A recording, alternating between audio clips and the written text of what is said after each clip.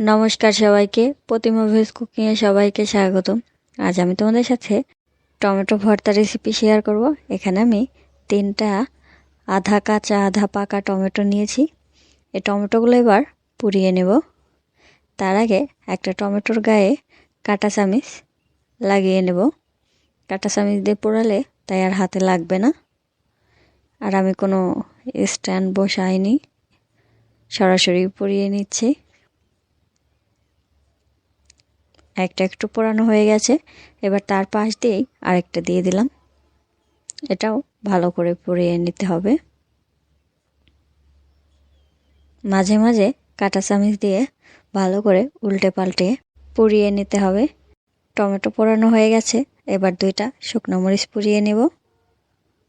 Tomato ভর্তাটা শুকনো মরিচ পুড়িয়ে ভর্তা করলে বেশি মজা লাগে।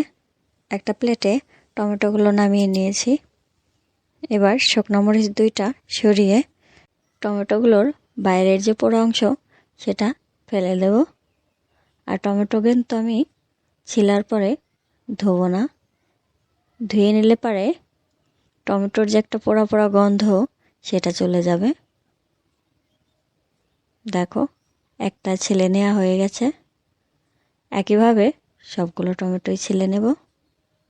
সবগুলো টমেটো ছিলে নেওয়া হয়ে গেছে, এবার হাত দিয়ে ভালো করে চটকে নেব। যেহেতু কাঁচা টমেটো তাই একটু চটকে নিতে একটু হচ্ছে। ভালো করে আস্তে ধীরে চটকে নিতে হবে। দেখো, চটকে নেওয়া হয়ে গেছে। এবার বাদ বাকি উপকরণগুলো দিয়ে দেব। শুকনো মরিচগুলো হাত দিয়ে ভেঙে ভেঙে দিয়ে দেব।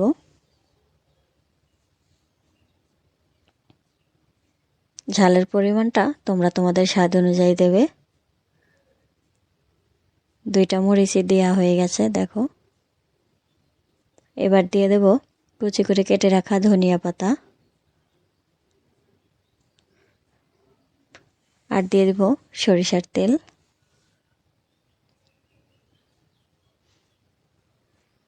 পরিমাণ মতো লবণ। এবার সব কিছু ভালো করে মেখে নিতে হবে। যে কোনো জিনিসই পুড়িয়ে ভর্তা করলে মজাটা একটু বেশিই লাগে। আজকের এই রেসিপিটা কেমন লাগলো অবশ্যই কমেন্ট করে জানাবে। আমার টমেটো ভর্তা মেখে নেওয়া হয়ে গেছে। সবাই ভালো থাকবে, সুস্থ থাকবে। নমস্কার।